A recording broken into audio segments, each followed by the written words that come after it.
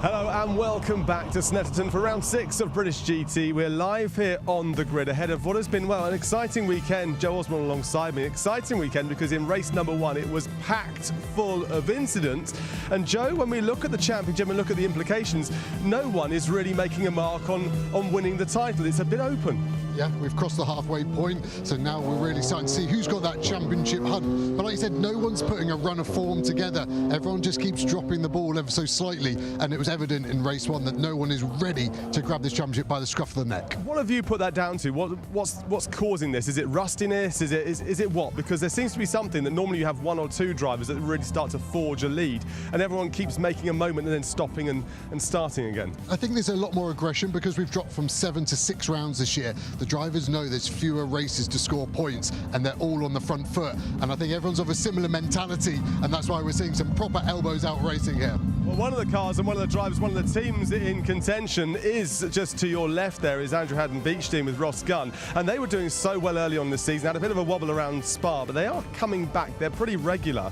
When we look up ahead though, we know it's got to be clean to the start. Joe, we'll come to what the drivers have to say in just a bit, because as we say, it was a very, very lively race number 1, and David Addison's here to talk us through all of the action from what we saw. When the lights went out, race 1 of the weekend burst into action with Mark Warren converting pole position into the race lead in the number 90 Optimum McLaren. But a good start from Rob Collard put him second, and a good start from the championship leading Alex Martin put his Lamborghini up into 4th place. But there was early drama. Turn 2, Luke Shaw, late braking, clattered up the inside of Revy Lake's McLaren. That put Lake out of the race and later would give a penalty to the Ginetta. At Turn 3, there was more drama. Simon Orange and Stephen Lake's McLaren getting involved with the BMW of Jonathan Beeson. Lake ultimately out with a broken rear toe link. Then, going into Turn 7 and 8, Alex Martin was in the wars. Bit of contact with Mark Smith's McLaren, and around went the championship leader onto the grass, tumbling down the order. We weren't done yet either. Kevin Say up the inside of Cameron Campbell's Ferrari, the Mercedes muscling away through, and Andrew Howard had this big spin. Eventually, things started to calm down, but that was after this clash between Morgan Tilbrook and Mark Smith. Smith tipped into the barrier, and Tilbrook, post-race, given a penalty, a drive-through converted to 30 seconds, dropping that car down 1 position. So Mark Warren led Rob Collard into the pit lane as the pit window opened, the leading McLaren sweeping in front of Aaron Walker's Mercedes and badly delaying its exit.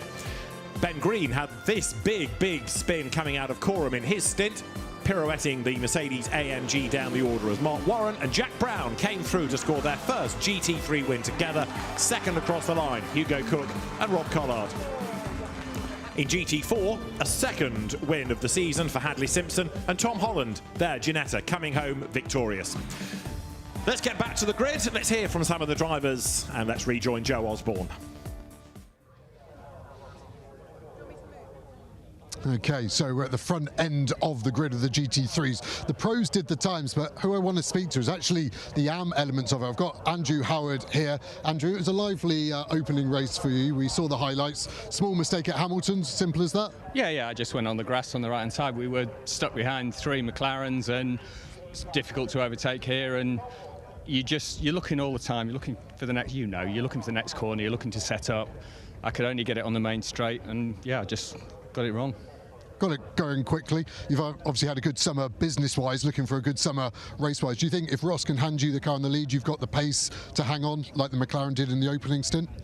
I think once I'd spun and given myself a good gap, which is really important, you know, there's a bit more pace. Look, the grid's phenomenal, we all know that, and the AM's on here. Mark, absolutely brilliant. Congratulations to him. You've got to stay in front, and once you get in front here, hopefully you can keep it there. And as long as people aren't stupid, then we can have some decent racing. Don't know why you looked at me when you said stupid, but Andrew, one of the fastest AMs, long suffering as well with British GT. Beach Teen Ice Cream, by the way, if you haven't tried it, you really should. It's mega.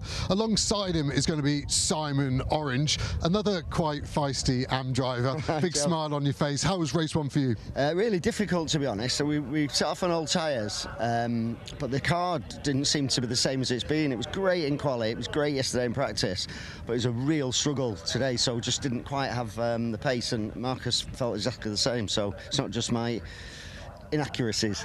Okay, interesting. Any setup changes in between race 1 and race 2? Yeah. What were we expecting? What did you change? I'm not even sure what he's changed, but he said he's ordered some grip, so hopefully he's had it delivered. Perfect. Just some talent, and everyone will be all Some right. talent, yeah. Well, that's the problem. We've got a new size though, so we're really hopeful for this race. Although we didn't have any success seconds, so 4th was ideal for us, and then poor old Morgan got a penalty. We now got 5 seconds penalty, so swings and roundabouts. Perfect. So Simon's alluding to, they finished 4th on the road, but the 77 car, Morgan Tilbrook, adjudged to be at fault for the contact with the paddock car. So you have a quick word with Marcus Clutton here, good friend of mine, Marcus. Outside into turn 1, is it possible to go all the way and get the lead? Well, I mean, I'd probably say I'm the man who's probably going to be silly enough to try that. So I think, yeah, outside turn 1, outside turn 2, inside turn 3 is probably the dream. Reality, I don't know. I don't think Ross and Ben are going to be that kind to me, are they? So we'll see. It's you can never really plan a start, no matter how many options you give yourself. What will be, will be. Perfect. And just to wind you up a bit more, there's a good headwind coming onto us, so you can definitely brake 10 metres later than you thought. So that's the front end of GT3. Let's go and hear from Bryn, who's at the other end of the GT3 grid. Yeah, I certainly am. Alex Martin's here. Alex has had a very, very tough weekend, although it could have been a lot worse. Oh, definitely. I mean, she's a strong old girl. I can send it into a barrier at 80k, and within an hour it was back running again. But you've just said to me that you found another issue that's been running this morning, since warm-up this morning as well, which has now been resolved. What was that problem? Well, this morning we found that we had a damper that was not performing as it should, probably due to the accident. And then after that race, we found that the steering rack had a small problem. So it's kind of caused lots of small knock-ons. But that being said, you know, the car went well. It was just difficult to drive. Well, we wish you the very best as always. Thanks very much to Alex. Let's go for a little bit of a wander, shall we? They've actually had, mitigating their issues, really. Their worst result so far is a 5th. They've had a number of 5th places. They've had a win. They've had another 5th as well. So it's really going to be all down to what Jared can do in the car just there. Now, to the left here, there's a big empty space. There should be the Ginetta, the 42 Ginetta in that space. But if you can zoom in there, you might be able to see the Ginetta is currently in the garage. That will be starting from the pit lane, which means essentially the 59 to the right-hand side here has inherited a pole position, although sort of on the wrong side of the track. Yeah, not quite sure what's going on at the moment, but I'm sure George is laser focused inside there, and we'll just get going and see where we go. You've been pretty impressive, both of you, this weekend. Yeah, we've had strong pace. Car's been brilliant. They've been doing a really good job, and George has been mega ever since he got in the car. So touch wood, we have a good race here and can get stuck in. We had quite a big success penalty from Spa to overcome in that one. So we maximised what we could, and yeah, looking forward to this. I don't want to put this on a downer, but all your results when you finished have been podiums until today. So you want to rectify that here? Yeah, absolutely. Yeah, thanks for bringing that up. But no, we're fully focused on this one, and looking forward to getting going. Josh, good luck. Let's just go for a little bit more of a wander, shall we, Stuart? Very quickly, the grid is starting to clear, as you'd expect, as we head towards the race start and the formation lap. Just this car here, I want to point out very quickly, the 21, which you can see, the Aston Martin, Jessica Hawkins and Will Orton. Will is starting in the car just there. Now, this one's significant because they're P2 in the championship. They have had loads of second places. They've 4 second places, in fact, and a 5th place being their worst result. They've got to serve 17 seconds of pit stop compensation time when they go into the stop. But the leaders in the championship further back, quite a few cars further back, in fact, in the green and black Ginetta, just at a couple of cars behind them, have got to serve 25 seconds. So a really good opportunity for this striking green Aston Martin of Hawkins and Orton to gain a huge number of points over their rivals there, and maybe seize control in the championship, as this one could have big impacts on the rest of the season, which is only 2 more races to go. Absolutely, and they are races with, of course, 2 hours of duration, bigger points on offer. The real thing that's worrying us is the absence of that Ginetta from pole in the GT4 section of the race. And when Bryn was urging the camera to zoom in, it didn't look like there was that much urgency, as though that car was ready to blast out onto the circuit. So fingers crossed it will join the race, but it looked as though they were good to go a little while ago, but all of a sudden, a problem for the Ginetta. So there's the gap where it would be alongside George Gamble's yellow McLaren. 60 minutes are in prospect. Pit window split, so the GT3 and GT4 cars do not all come in at the same time, so it makes it a bit safer in the pit lane. Good to see lots of people here this weekend as well, enjoying GT racing. Brands Hatch and Donington, which will be next to come before the end of the season. Brands Hatch and Donington, these 2-hour races to determine who is going to be British GT champion. So, looking down onto the grid, it is Ross Gunn in the white Aston Martin that's going to start on pole position. There it is, just creeping into shot. Marcus Clatton alongside. It's going to be a really interesting first few corners between those two. Yeah, it really is, because it is hard to go round the outside here at Snetterton. I was trying to wind Marcus up to it. He will calculate it. The obvious choice is to tuck in behind and claim the inside line and really sort of settle for second place. But Marcus Clatton isn't one of those drivers. Have a look at that car that's fifth on the grid, up against the pit wall on row 3, the white and blue Mercedes AMG.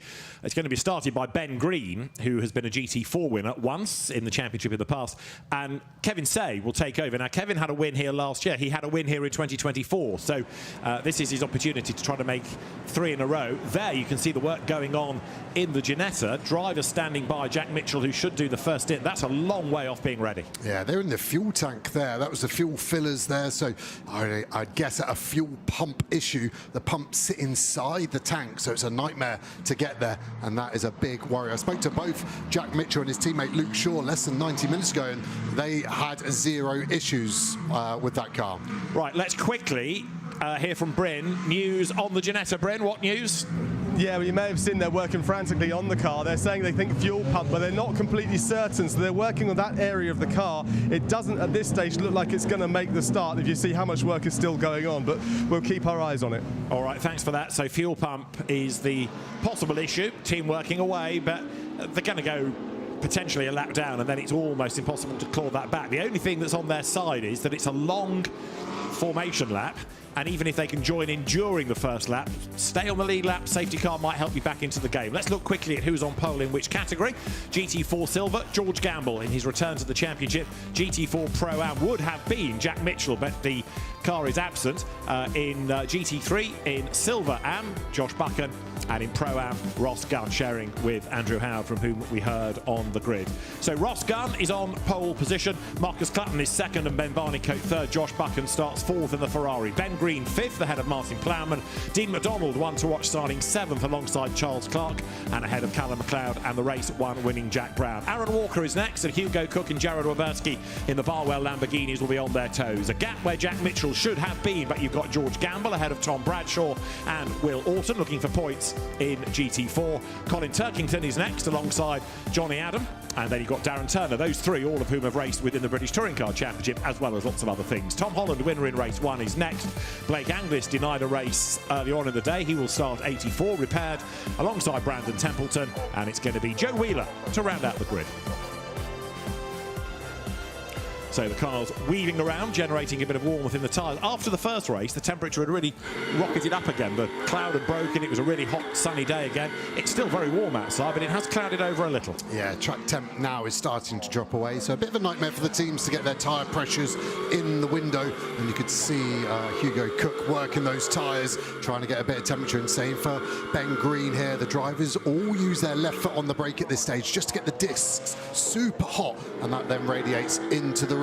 Same in GT4. Blake Anglis here. They're going to go for a bit of a wild strategy. I was speaking to Joe Holloway, the engineer on this car. They're going to box very early and try and do the undercut. New set of tyres for Revy Lake when he jumps aboard the 84. GT4 pit window after 28 and before 38 minutes. In GT3 it's after 22 and before 32 minutes of the race. There's Andrew Howard looking on as his car with Ross Gunn aboard makes the way now up towards the timing line. Race director Peter Daly making sure he's happy with the positioning of all of the cars. If he is, he will flick the lights and we will go racing. So Ross Gunn in the white Aston Martin on pole position. The car's coming into view then. It's going to be Marcus Clatton on the outside. We go racing at Snetterton. Round 6 of British GT is go. And a good start not only by Ross Gunn but also by Ben Barnicoat, who goes second. Third is Clatton. Fourth is Ben Green. And so much for Marcus having to go around the outside. It almost looked like he was caught napping there. Yeah, the lights went early, 50 to 100 metres earlier than I've ever seen at Snetterton, and for sure Clatton was probably looking over at Gunn, just making sure he was in a good place, and yeah, for sure he was late to the gas, but I can understand why. That was an early start from race director Peter Daly. In GT4, looks like Tom Bradshaw's Porsche has got the advantage as they're the Aston Martin to Johnny Adam and Will Alton turn through together. So it is Ross Gunn leading, Ben Barnicoat second, Marcus Clatten third, Ben Green fourth, Josh Buchan fifth, Dean McDonald sixth, Martin Plowman seventh. They turn now through Agostini. In GT4, it's Tom Bradshaw leading, George Gamble leading, Johnny Adam leading, Will Alton leading, Colin Turkington. Yes, it's clean so far, isn't it? We've seen side by side our race winners in GT3 in the yellow McLaren all the way to second last. It's been a hard opening lap. Hugo Cook is on the front foot. We're on board now, and you can see he's getting on the back of Charles Clark in that big BMW. He's going to try and get the exit now. The long back straight, speed going all the way up to 160 miles an hour, but the BMW has got the straight line performance and it's pulling away from the Lamborghini. Ross Gunn barrelling down towards the S's, but Ben Barnicoat staying with him. Ben knowing that after losing a place in the earlier race, they've lost some points, so he needs a win in this to keep them alive in the championship. As they run out of the S's, you can see how dusty it is offline. There's not really much grass on the runoff area. It's absolutely barren and scorched earth here. We saw Kevin Say had a big spin in earlier on in the day, and a huge amount of dust came into the cockpit. You also saw one of the McLarens going wide, though. I think it might have been Jack Brown. So here they come out of Coram and down through turn 12. The leader is Ross Gunn. Ben Barnicoat McLaren second, then it's Marcus Clatten third. Small gap to Ben Green fourth. Josh Buchan in the Ferrari going with it, going really well. Yeah, really well again for that rode-in Ferrari. Clatten looks like he's got pace. He's able to stay with Barnicoat on that opening lap. Same for the Ferrari on Ben Green. This top five really breaking away, and then it's a Mac sandwich, not just McLaren, but McDonald from Plowman from then Callum McLeod. Through goes Jack Brown, who's dropped to the back of GT3. The race one winners having a tougher time certainly here in race two. So that car's been going backwards. As look, Tom Bradshaw's Porsche fends off George Gamble, then Johnny Adam, who has only raced a GT4 Aston once before, and that's about a decade ago when he was part of the winning team in the Silverstone 24 Hours. Colin Turkington there trying to pull a touring car move against Will Alton, and Blake Anglis in strife. Well, the car has managed to do a lap, which is one more than it did in race one, but it's still in trouble. Yeah, front left puncher by the looks of it. So is that contact, or is that just low tyre pressures at the start of the race? Tyre failure, but that car has had zero luck today. Will Alton fending off Colin Turkington, then you've got Darren Turner behind. Tom Bradshaw there, the Northwest driver, came from single-seaters, but last year's Porsche Cayman champion. So he knows that car very well, even though this is a slightly upgraded GT4 version. And he and Ian Duggan were really unlucky to cop a stop-go penalty for being half a second short on the pit stop time in race one. Rules are rules, I'll grant you, but for half a second it was a really costly penalty. There, Tom Holland's car, number 74, the Ginetta, that won GT4 in race one. So it's going to get, for this race, an extra 10 seconds in the pits, but also because it's a silver entry, it gets a further 15. Yeah, so that's going to put them well down the order, isn't it? So they need to just maximise every single lap that they've got. Much stronger showing from the Snetterton GBR Motorsport car. Isn't it? Johnny Adam third place at the moment. That car struggled a bit in race one. The other car that's really got some pace is Ross Gunn. Look at that. Yep. He's starting to check out from the second place, Ben Barnicoat. Yeah, Ross Gunn then, an Aston Martin factory driver, storms now up towards the right-hander of Wilson. We've had a different GT3 winner in every race thus far, so if we can get the Aston to win, it will be 6 different winners out of 6. I'm still slightly mystified as to where the pace of the number 90 McLaren has gone to, as there, Blake Anglis wonders where all the air has gone to from that front left tyre. That's Callum McLeod ahead of Charles Clark, ahead of the charging Hugo Cook. Yeah, Clark looks like he's got some pace, doesn't he? We saw on the opening lap, looked like Cook was going to be the man getting past the blue BMW, but now the blue BMW really on the back of that green McLaren at the moment, and McLeod just looks like he's struggling to get the front in, and there is the 84 tyre, no longer connected. We are not in the technology of Bluetooth tyres just yet. So that flops itself down by the side of the road, and the tyre hopefully is out of harm's way. Tom Bradshaw, meanwhile, in GT4, fending off George Gamble. And then you've got Johnny Adam in third spot. Johnny driving for his father-in-law's team this weekend. Brought in at the 11th hour. You see, I got a phone call on Thursday saying, "Are you coming to Snetterton? And have you got your kit?" So Johnny drafted into the car there in super slow-mo. Not only can you see the rubber flailing, but what damage it's doing to the bodywork. But Blake Anglis, fair play, has brought it back, and he's kept out of everybody's way in so doing. Yeah, you could see him lock up there. Just didn't have the grip to get stopped. Luckily, he had premeditated that. Very used tyre by the looks of it going on that car. As we look at this GT4 battle, Turkington in this Aston Martin sandwich. Orton in the green one and Darren Turner in the white car behind.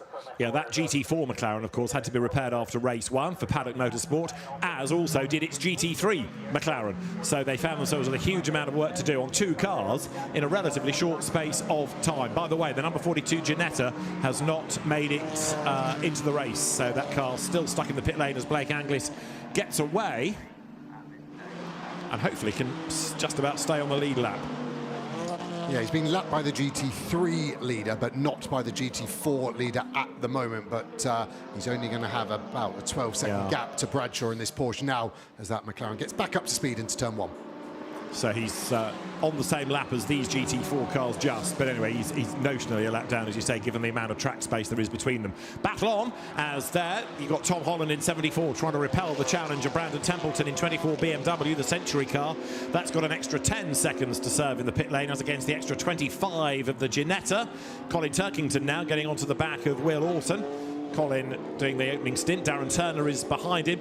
And again, that BMW with its more touring car shape sort of towering over those low-line sports cars around it.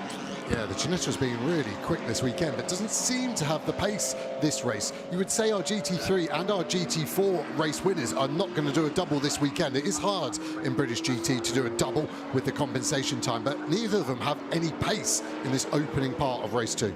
No, the Optimum GT3 entry really surprising.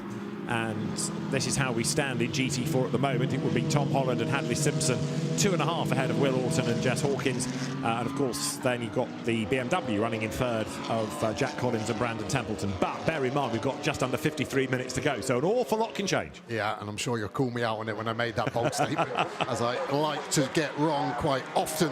Car looks okay again for Holland there. We saw him getting his warm-up routine done in race 1, but maybe race 2 he's not quite found his form just yet. George Gamble having his first outing in British GT since 2017 on the lights to try to just rattle the category leader Tom Bradshaw. This is the race leader Ross Gunn, Ben Barnicoat behind, so 2 of Britain's best GT drivers, neither of whom we see enough of in the UK, I would venture to suggest. But Ross Gunn is building that gap. He's done the fastest lap of the race, and Gunn last time did the fastest lap of the race to build the gap at 1.6 seconds. Yeah, Barnicoat has just about got the pace to stick with Gunn, hasn't he? But I feel Ross is probably just managing it here at the moment. Looking after the track limits element of GT racing is very difficult anywhere in the world, but especially here at Snetterton with so many sensors. These sensors lying on the outside of the corner, and basically a pressure pad. As soon as you touch it, it takes a picture, and race control have your number marked. There is only one track limit warning thus far, and it's to Tom Bradshaw, the GT4 leader. There's Jared Waberski. Now, he started at the back, 13th. From the GT3 grid. He's up to 11th, so making a little bit of progress ahead of Aaron Walker, ahead of Jack Brown. It's Jack Brown's McLaren I'm worried about, because not only, as we've been saying, has it gone to the back of the queue, but it's not fighting back. Look at the gap between it and the Mercedes ahead. Yeah, and compared to the sister car of Ben Barnicoat in the race, his lap time was only 2/10 slower in the race. Ben Barnicoat had the fastest lap of the race, so Brown has got the pace. He's won for 5 years in the row here at Snet as well, so Jack is not a slow driver. Change for the lead of GT4. Look, George Gamble has got ahead of Tom Bradshaw. Not only that, the McLaren now getting away a little bit. That car making its way now onto the fast Bentley straight, and let's see how it all happened.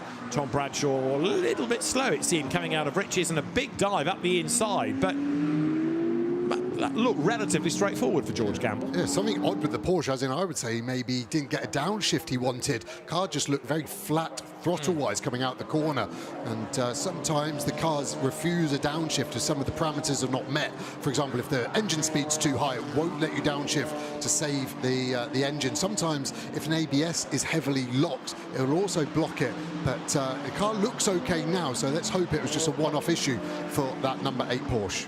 So now, Tom Bradshaw, having lost the lead, he's lost time, and he's losing more time by having to keep the redoubtable Johnny Adam at bay, coming up towards the line. Johnny was raising money earlier on in the year for Race Against Dementia, selling space on his crash helmet for people to donate 50 quid and get the name on his helmet at Le Mans as well.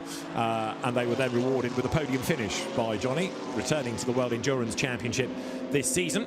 And I mentioned that seeing that we've been talking about Jack Mitchell earlier on in the day, raising money for the BRDC's motorsport charity, because other drivers are doing their bit for other organisations as well. This is how we are for second in still the GT4 battle. Tom Bradshaw, Johnny Adam, Will Orton, Colin Turkington, Darren Turner, Tom Holland. Some big names in this group.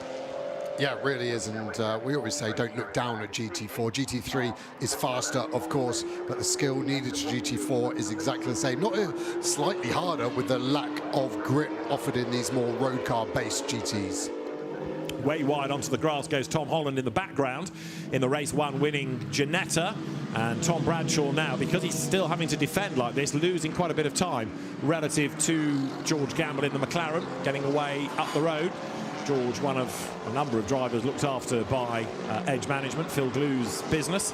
Phil, former racer and broadcaster and driver manager these days, who's able to spot good talent, nurture them through the ranks. There is the recovering Blake Anglis going down towards the S's, and that's George Gamble in his McLaren, who now is pretty much out of reach, I think, of Tom Bradshaw, certainly in the immediate future. Yeah, it's been a good return, hasn't it? 10 years out of British GT, but yeah, George Gamble, very, very quick. Obviously, we're used to saying about Gamble in a McLaren from a few years back. His brother, Tom Gamble, was a McLaren factory driver, and very quick as well. So a very racing family, the Gambles.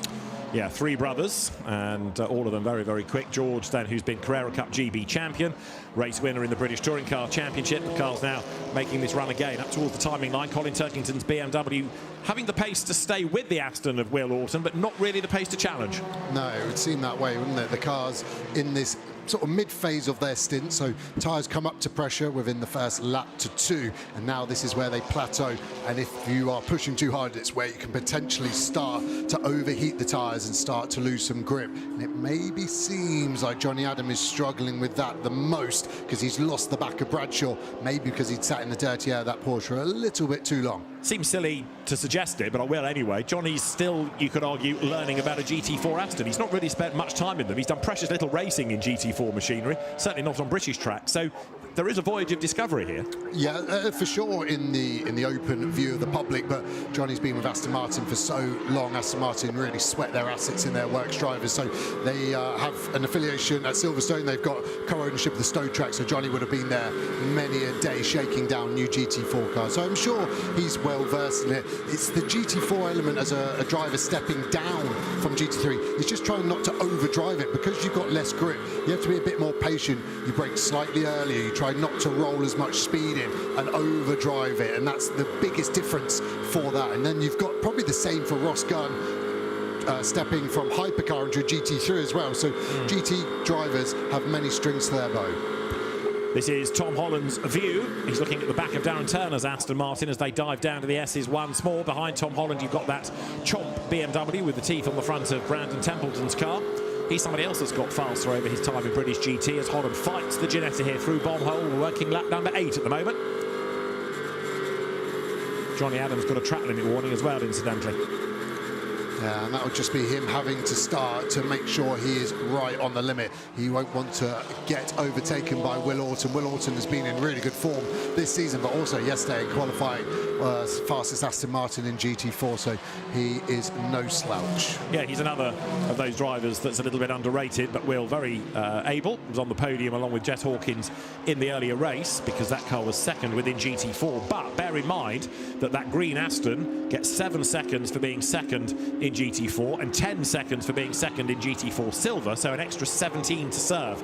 So actually the Johnny Adam, John Hartshorn Aston, the Colin Turkington, Ernie Gray and BMW ought to be able to gain some places on the pit stops. Yeah, and the teams will be reminding the drivers of that they don't need to risk it if one of those drivers does have a compensation time. Ross Gunn leads Ben Barnicoat. Big gap back to Marcus Clutton in third. That is Ben Green fourth. Surprisingly struggling to make the progress you might have anticipated. Fifth, Josh Buchan. Sixth, Dean McDonald. That's Martin Plowman. Seventh, Cameron McLeod there. Oh, sorry, Callum McLeod, I should say. He's eighth. Ninth, you've got Charles Clark. And then as the cars go through, Hugo Cook is up into 10th. 11th, Jared Waberski from Aaron Walker. And that is Jack Brown, who is mysteriously last in GT3 and not closing on the traffic. Yeah, it's crazy. Tom Holland's got a problem, so our GT4 race winner has done well to get out of the way. This is right on the cusp of as you can see, he wasn't particularly happy with the outcome there. He stopped in a good place. It's just whether Peter Daly, race director, thinks that's safe enough. I think it's not. I think this could be a safety car. Okay, so it's up against the wall, it's out of the way. Two questions, of course, are therefore posed. Are we going to get a safety car, and what stopped it? Because that was the car with 2 wins that was the championship leader just in GT4. So this is going to have big implications for the points. Let's see whether or not we can work out what has happened to that car as we look on board here. So this is Tom Holland. You can hear something not right, and he's already lost pace. Something in the drivetrain is going.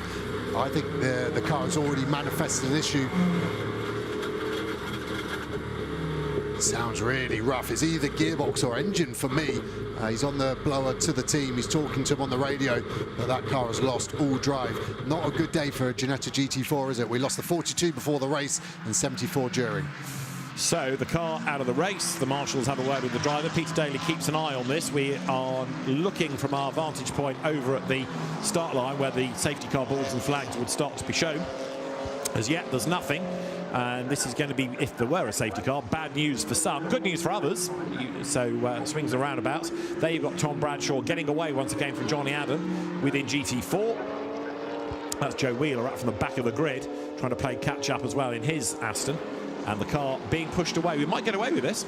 Yeah, they obviously feel the marshals have got good enough cover there. I'm not sure I agree that they do, but the drivers, of course, have to respect the yellow flag. It'll be a double wave, so they have to slow down. They can't improve in that sector. And to the rule book, you have to be able to come to a complete and utter stop. One thing in the rules and one thing in real life in terms of having to manage the risk there as a driver.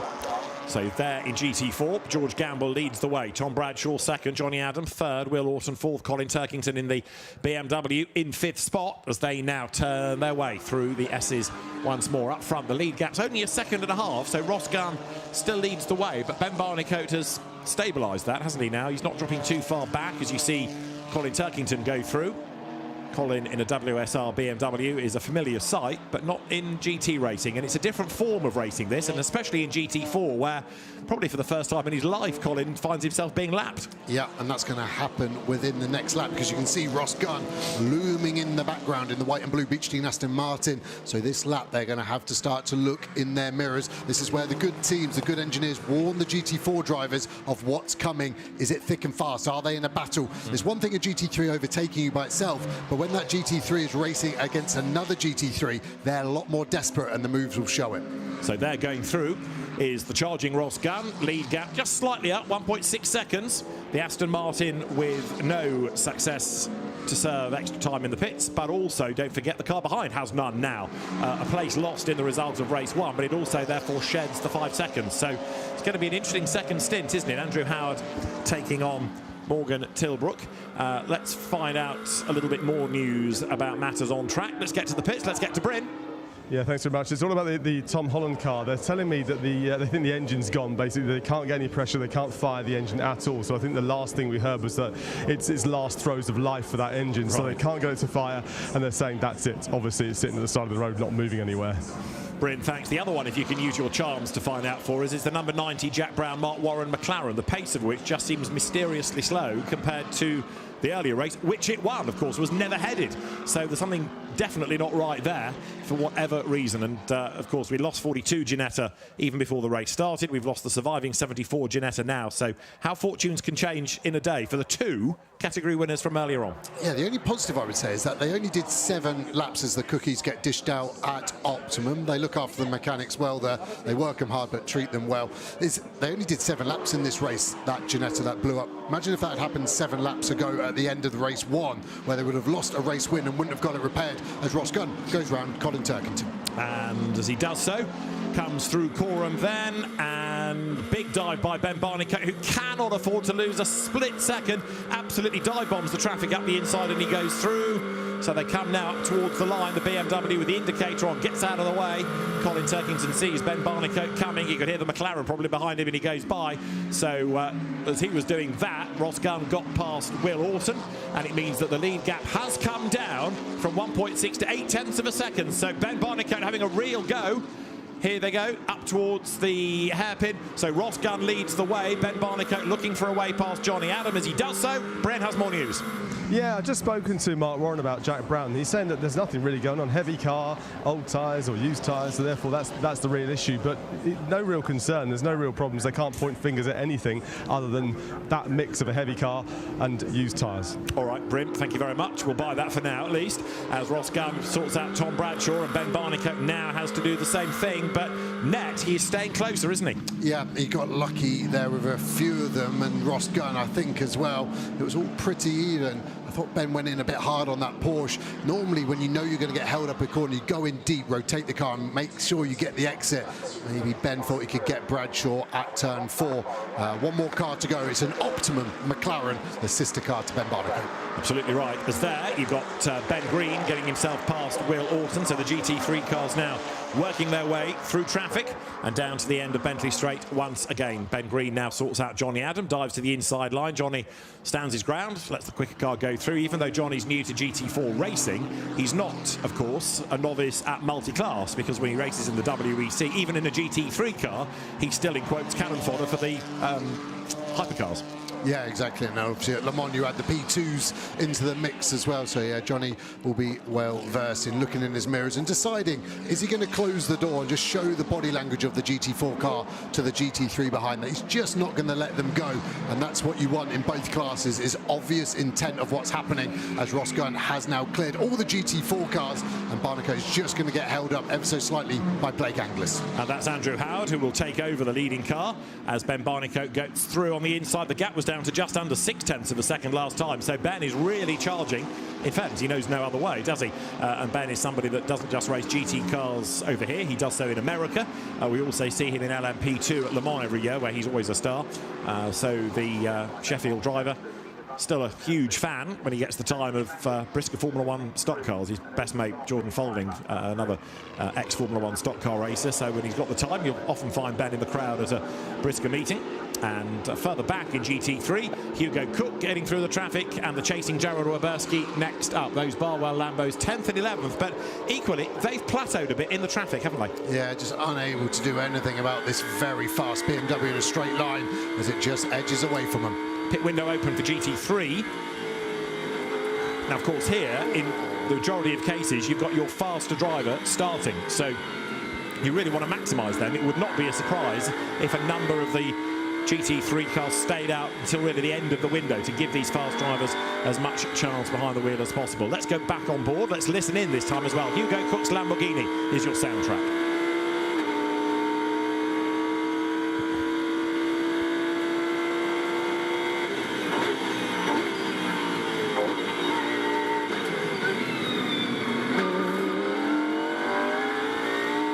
Change up the road, you will see, because Hugo Cook has managed to get past Charles Clark in the BMW.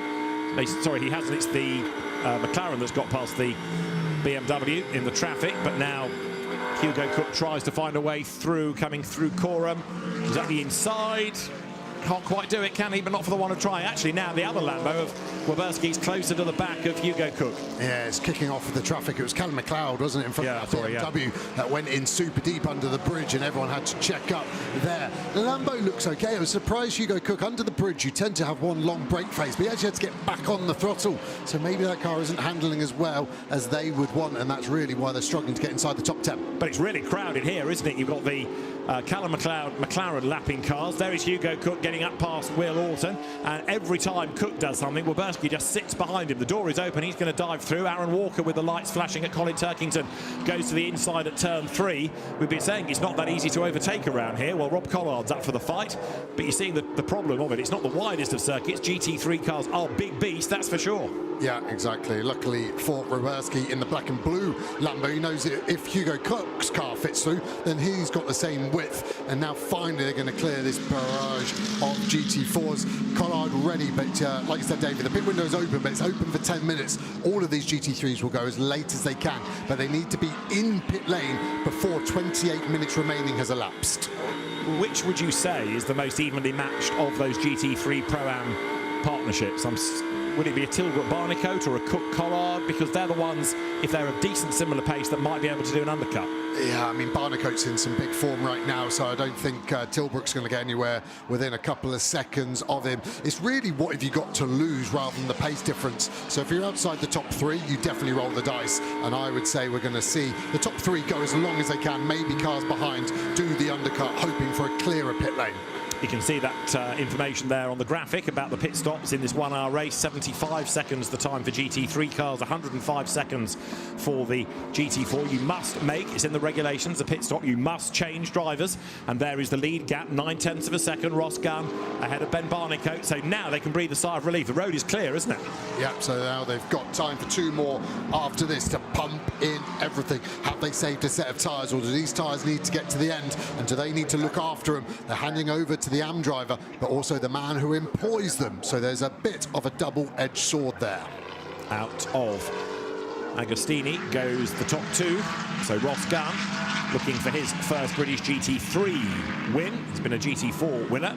Andrew Howard looking for his first win since 2015, which came here, so it could be a happy hunting ground. Callum McLeod, meanwhile, who's always been a very rapid driver, whether it's been in single-seaters or GT cars, heading this train with Charles Clark behind him, and then Hugo Cook and then Jared Weberski. They get past Blake Anglis in that delayed GT4 McLaren. Hugo Cook again trying to find a way past that BMW, but even though Charles Clark hasn't got the pace to get past McLeod, he has got the pace to fend off Cook. Yeah, I feel like Clark had the pace at one point to maybe do a move on McLeod in the McLaren, but then all the GT4s kind of got in his way for that. So he's got a couple of laps to try and do that. Aaron Walker staying just about on the back of these pair of Lambos.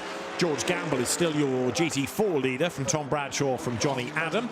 As you see here, the train of cars for 8th place. Callum McLeod, Charles Clark, Hugo Cook, Jared Weberski diving down underneath the bridge. The second stint, as always, is going to be fascinating because the AMs are of differing paces, whereas the pros kind of run as a pack.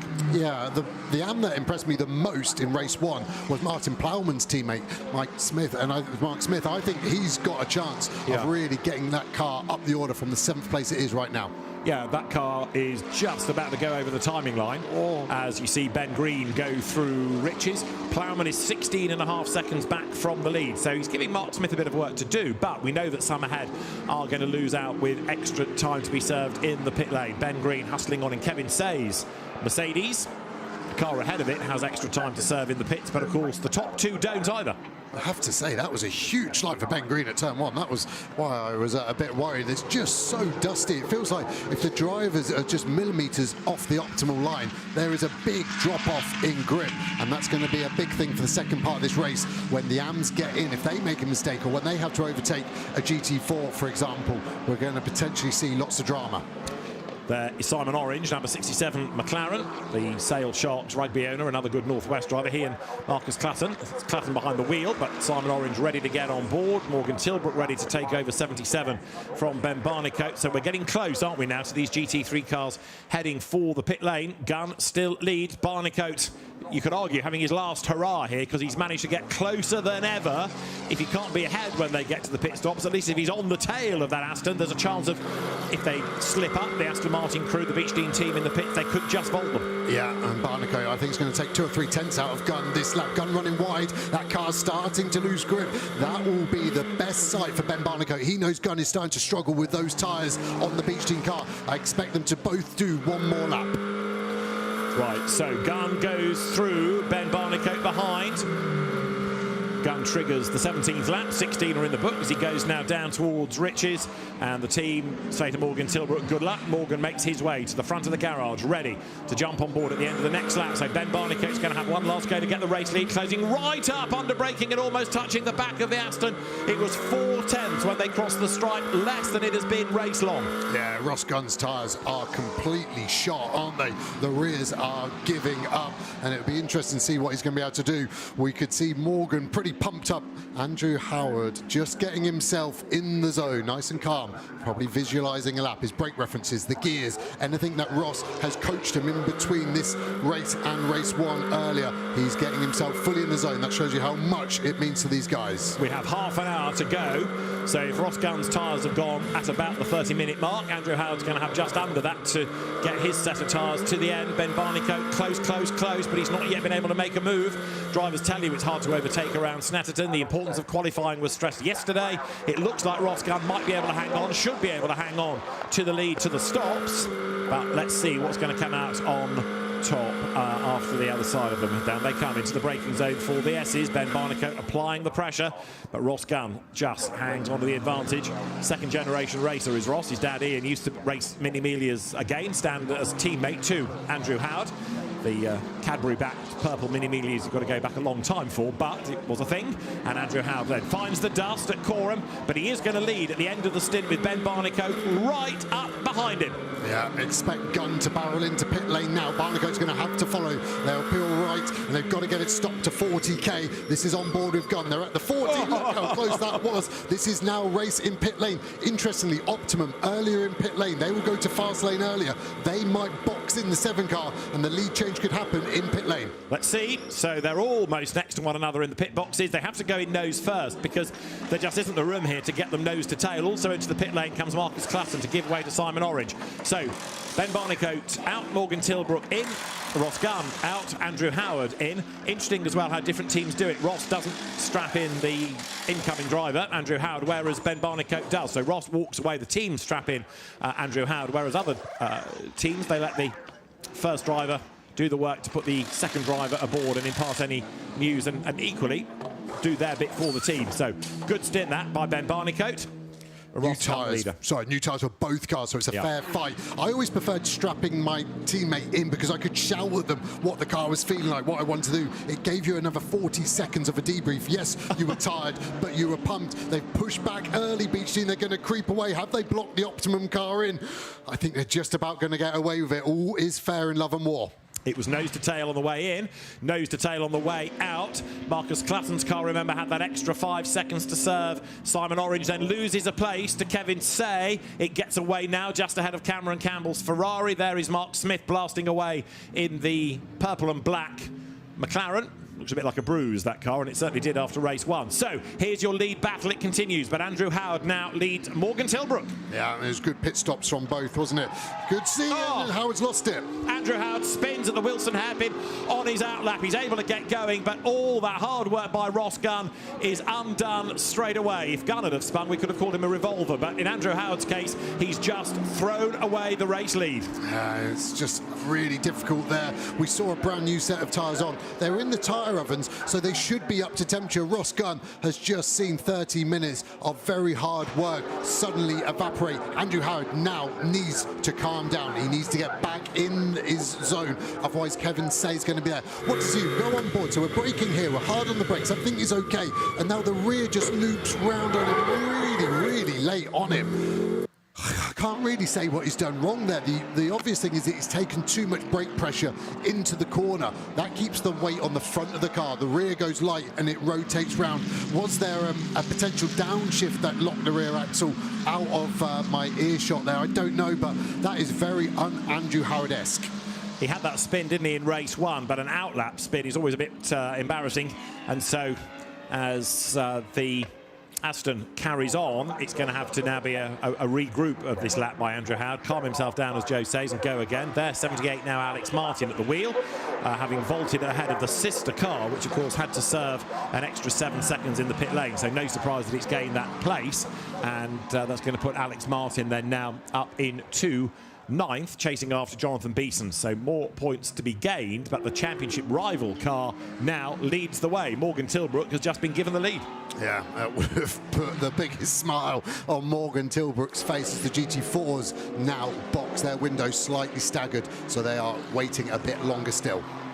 Johnny Adam, Will Orton, Colin Turkington, the 3 that you're looking at, Aston, BMW, and that's George Gamble, who is still the GT4 category leader, still going well, on his own pretty much. He's had very little opposition. Since he got the lead, he's been able to get away. And Tom Bradshaw, in fairness, I know he had to defend for a while, but he's dropped quite a long way back, hasn't he? But this car will be given over to Josh Stanton shortly. Tom Bradshaw will give way to Ian Duggan, and it's your silver leader ahead of your Pro-Am leader.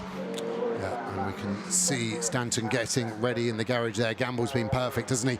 Once he got past Bradshaw, he's just had so much more pace than anyone else, and that's why he's got the whole of the back straight to himself right now. Gamble's turned out to be a good wager for that team to come in replacing Mikey Porter, who in turn replaced Luca Hopkinson. So good combination. I think George is in the car for the rest of the season, isn't he? He's going to do the other 2 races, as I'm told. So a good start to the campaign.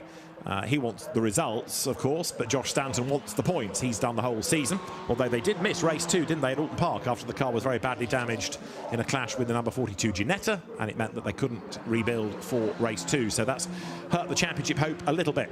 Yeah, but people are dropping the ball as he now boxes, so it should be a relatively quiet pit lane by the time he stops outside Optimum's garage. Optimum running 4 cars here, Bradshaw following, so does Adam, Orton, Turkington, and the Century BMW stays out. Indeed, so Brandon Templeton will get the GT4 lead, at least for a lap, goes over the line, and Jack Collins will take over that car. So it's getting busy, GT4 traffic into the pit lane. George Gamble out of the car, into it will get Josh Stanton, who is another driver up from Carrera Cup GB. Colin Turkington comes in, and the car to be given over to Ernie Graham. Of course, the leading car now is in the hands of Morgan Tilbrook, and remember that had it not had its race 1 penalty, it would have had an extra 5 seconds to serve in the pit. So you win some, you lose some. Yeah, some inferior championships actually give you the penalty, don't they, even if you then get demoted. But British GT leave it as your actual final finishing position. 3.8 ahead of Andrew Howard right now after his spin.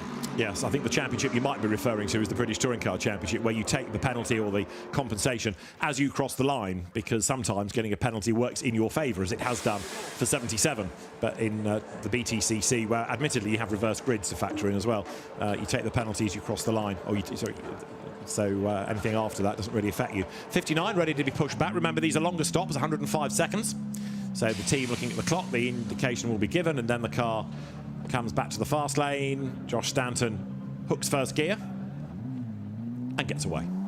It's quite hard, the Artura, because it's a road car gearbox. You can't push back in gear. You have to be in neutral because it's a fully automatic gearbox, so then you have to select first, and sometimes the gearbox is a little lazy to respond, which makes the driver panic. There going down the pit lane is Ian Duggan. John Hartshorn in number 97, the 69-year-old, the oldest driver on the grid. Then Ernie Graham takes over from Colin Turkington. The next Aston is going to be James Townsend, replacing Joe Wheeler, and then Jess Hawkins in 21 in for Will Orton. So a bit of shuffling in GT4 because of the compensation times on the pit stops. Yeah, exactly, and Jess Hawkins finally gets away. It looked like a bit of a problem. It was actually a problem for this car in shot in their pushback.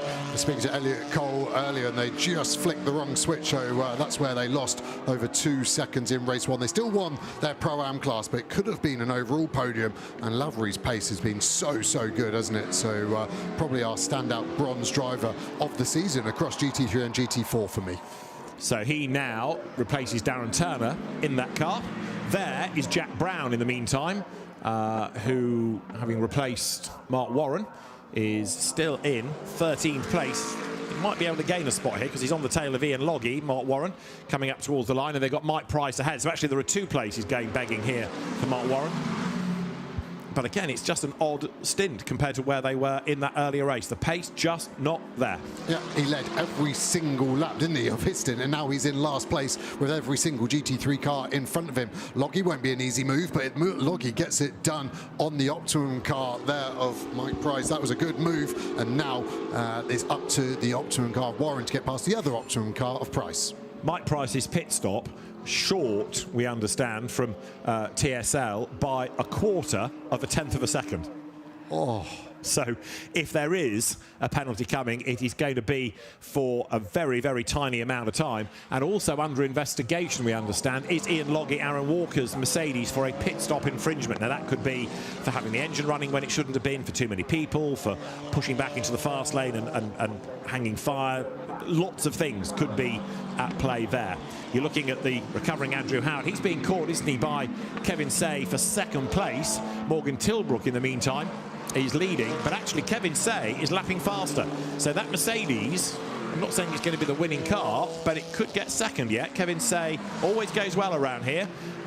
He's had the help of Maxi Goetz in the most recent season. Now it's Ben Green, and he goes over the line, down now towards Riches. Yeah, that penalty is the shortest I've ever seen. 24,000th under the minimum. That's 4 times quicker than a blink takes.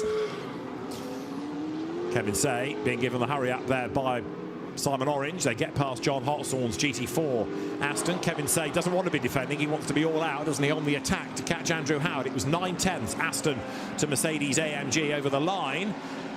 But you've got to say, Simon Orange is absolutely flying. Really is, isn't he? And he wants that final podium position for sure. Good way to round out the weekend. I see JMH on the team messaging app have asked about the legitimacy of the starts. They weren't happy with it. Be interested to see if that goes anywhere. I'm not sure Ross Gunn did anything wrong. He just went when the lights went out, but the lights went early. Was he too far ahead? I didn't see that angle yet, but JMH not particularly happy. Ian Longhi under attack here from Mark Warren. So Mercedes ahead of McLaren. They both got ahead of Mike Price in the number 3 McLaren. And there is Kevin Say fending off the challenge of Simon Orange. We're currently on lap 22. We've got just under 20 minutes of the race to go. And any hope Kevin Say had of catching that car is evaporating because he's having to defend and it's costing him time. Yeah, Howard's pace is great, isn't it? He's really reeled Tilbrook in. Last time I looked at that gap, it was over 3 seconds. It's now down at 2.2. So we've got position potentially changed for the lead, but also for this third place between the Mercedes of Say and the McLaren of Orange. Yeah, Andrew Howard, I think, is somewhat red-faced. He's certainly angry, and he's doing everything he can now to rebuild the race after Ross Gunn's very impressive opening stint. So 18 3/4 minutes are on the clock as you look at the third place battle. Kevin Say having replaced Ben Green, Simon Orange having replaced Marcus Clutton. They go across the line. The lead gap's down to 11/10. Over a second quicker last time was Andrew Howard, and this gap is 2/10. Yeah, don't know where to look, do we? Both are going to be fiery. Howard against Tilbrook, and wouldn't want to call that one. Tilbrook obviously involved earlier with Smith in the paddock car, and he was adjudged to be at fault for that. Say is spun in exactly the same place as Andrew Howard. You don't want to be a blue and white GT3 car with a front engine. You don't want that Mercedes because it's been around like a top today. We've had Ben Green having a spin in race 1. Kevin Say spun in the warm-up, and now Kevin Say has spun in the race. So there's your lead situation. That enables Simon Orange to go after Andrew Howard, doesn't it? And the way that that car's got pace, if these two get themselves together and battle, with Andrew Howard now going wide and dragging all the dust onto the road, the McLaren might not be done in third place. So this is building up really nicely. It really is. Kevin Say has got going. I thought he could have made it round in one sweep. He was obviously scared of hitting the barrier. Here is Andrew Howard. There is Morgan Tilbrook. There's our race win. Has he got anything left? Tilbrook will have to be so disciplined not to be staring in his mirrors. You basically will afford yourself 2 looks a lap on the main straight and this back straight. Everywhere else you have to have eyes forward. Don't distract yourself. Into the S's goes Andrew Howard, who's been racing for a lot longer than has Morgan Tilbrook, in fairness. So Andrew, who's raced, as I said earlier on, in minis, but then stepped up to GT racing. He's driven in the ELMS as well as the WEC, as well as being a regular in British GT. He sits on the FIA GT Commission, looks after driver gradings, has a big input in that, so he does his bit off track for the sport as well. And he's also, let's face it, looked after the careers of young drivers. He's helped pick up the likes of Johnny Adam in his early days, and Ross Gunn and others, and help nurture them and give them some backing and promote them up through the ranks. Yeah, especially Jamie Chadwick as well. There's been a lot over the years. Paul Hollywood as well, if you're into your cakes. And yeah, a good guy of motorsport. I've had my own run-ins with him, and he might not have called me a good guy a few times, but I like Andrew Howard, and he's good for our sport. Totally. McLaren's here in GT4 with 84 Revy Lake a lap down, and there you've got the overall lead situation. So over the line, it had gone up actually from 11/10 to 1.6 seconds. Andrew Howard has fallen back just a little bit, and that time around Tilbrook upping his pace. That's Mark Smith, who's got a problem. He's dropped back to 8th, and you can see that problems have bitten yet again. There's either no luck or bad luck for Paddock, for Martin Plowman's team, and Mark Smith, having qualified 4th for his race, tipped into the barriers, and clearly the car's got a problem. John Hartshorne's trying to avoid him. Kevin Say's trying to avoid everybody, and he goes for a gap, and it's all getting ever so busy. Yeah, I can't see an obvious problem with the car. It looks relatively level and flat to me. It's going slowly, that's the problem. Yeah, should be going faster than that, as the GT3 leaders have navigated through GT4. Looks like it's favoured this car slightly more than Andrew Howard and that Aston Martin behind, but we've still got 15 minutes remaining. It was the Aston Martin tyres that went off, wasn't it, at the end of the first stint? Would have been the same story for the AMS. Andrew Howard, half a second quicker in the first sector alone, so he's absolutely storming along. Morgan Tilbrook comes into bomb hole. There's the Aston behind, gobbling up the tarmac. Into Coram, long, fast right-hander. It drops downhill at the exit of the corner, and then you head into turn 12. Heavy brake, turn left. And look, Howard, much closer to Tilbrook. Back on the loud pedal. Look at the speed building. Yeah, the Aston seems very good on the brakes, doesn't it? You always get the concertina effect, so it's hard to judge, but just looks like Tilbrook unable to jump on the anchors and get that car stopped and be as late and aggressive on the brakes as Andrew Howard behind. So 0.8 of a second, the margin. It has now dipped below a second, really for the first time in many laps. Tilbrook to Howard, but then coming out of Riches, the gap stretches. Yeah, so Morgan's obviously got some confidence on the high-speed aero corners as we go back to the Ferrari-McLaren battle now. So Stephen Lake in that car against Campbell, and here we see Beeson, who got roughed up, didn't he, on lap 1, trying to defend from Rob Collard. Yeah, roughed up on the first lap, but Rob Collard is behind him, and Rob never gives up. His father, the late Mick Duffy Collard, a legend of hot rod racing. Son Ricky, who's a British GT champion, back in touring cars, and he's had a number of second places, knocking on the door of a maiden win. Rob has taken to GT racing like a duck to water, but he wants another place here. He wants more points, and he's all over the back of Jonathan Beeson. We're hearing from Bryn in pit lane that the 9 has got an alarm going off. They're not sure what the problem is, but someone's gone into limp home mode. Someone not in limp home mode is Rob Collard. He is ready to send a move here, isn't he? Hustling on hard. Is it going to be a lunge? We know the BMW very strong at the end of the straight, so Collard is going to have to stay as close as he can and then just send it on the brakes, maybe around the outside underneath the bridge. So the cars with now 13.5 minutes to go, 0.8 of a second for the margin. You have a 1 second stop-go penalty for a short pit stop. Car 3, 1 second stop-go. The voice you've heard is the race director, Peter Daly, and that 1 second stop-go is for, did you work it out, at 24 thousandths short on the pit stop. So it's not just the 1 second you've got to stop for, it's the drive slowly down the pit lane. Yeah, exactly. Really harsh, but rules are rules, and the team always trying to find the margins, but that one was just cut too fine. So we have there number 9, which is the Mark Smith McLaren with the alarm having gone off inside the car. It's heading for retirement. They put it on the skates, they turn it round, wheel it back into the garage. There are the leaders, 7/10 the margin when they came across the line. Andrew Howard close, but devoid of cigar at the moment. He's just not got near enough to mount an attack. Yeah, but Orange is getting closer, isn't he? He's definitely on the move, half a second quicker last time by. So Tilbrook, I wonder if the team would advise him this could potentially become a 3-car battle. Andrew Howard won't care. That gap has dropped from 7/10 for sure, maybe down to 2 as Collard tries the long way round. And Rob can overtake round the outside. He's up the curb, but he's got the inside for turn 3. So Collard now makes the move, dives through, beautifully done. Really nice move, and now Stephen Lake will be his next target. Really good, clean racing by both. Collard running wide, no track limit sensor there, so he'll get away with that one. So down they come toward the Agostini left-handers. Stephen Lake in that grey McLaren, he's taken that over from Dean McDonald. Rob Collard hustles on. This now is for 5th place. So for a car that started 12th on the grid, it's made good progress. The Collard Cook, number 63 Lamborghini with that spectacular black, green and white livery, there it is. So that's going on currently for 5th. We've also got the leaders pretty much nose to tail as Rob Collard's crawling all over the back of Stephen Lake. They're onto Bentley straight again. And the move, if it's going to happen at the S's, starts here. You can tell he's an aggressive driver, just his throttle input round there. Went down to second gear, jumping on and off the throttle, trying to get the momentum, get the rotation. He's trying to show intent to Stephen Lake in front. Steve was actually defending a bit into Augie, so he's running in slightly narrow. That's going to hurt his exits. If he keeps doing that, then Collard is going to get a chance to pounce. Yeah, Rob was a mainstay, of course, of touring car racing for many, many seasons. Came from the ovals into Formula Ford and then one mate Vauxhall racing in the Vectra Challenge, then to the BTCC where he remained for many, many years. Fights the car out of corner, down to first gear into turn 12, back on the power. And now let's see whether he can make that move up the inside as they head into Riches. The lead gap in the meantime has extended to 1 second, and then it's 11/10 back to Orange. So Andrew Howard now is going to have to spend as much time thinking about defending as he is attacking.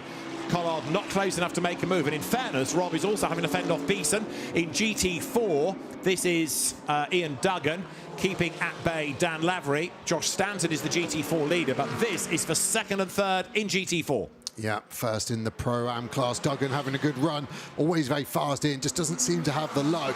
He's gone to the Porsche for reliability. Definitely seems to be helping him, but Lavery's just been so quick, hasn't he? I think the GT3s, as Lavery, gets a run, Duggan crosses across. I think the GT3 leaders will get the GT4s once more for traffic. And behind them, you've got the race 1 outright winner, which is Mark Warren, who's currently in 10th place overall.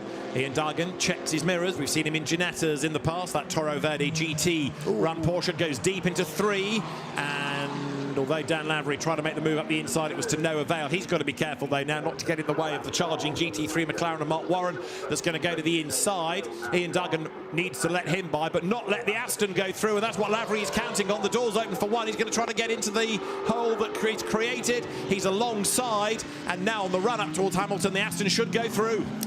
So unlucky for Ian Duggan. He had to leave the door open to let the GT3 car by, and then Lavery just lit it up. He sent it. Bit of contact on exit. I think Rubbins Racing in that instance. All okay. Problem potentially for the Optimum number 3 of Price.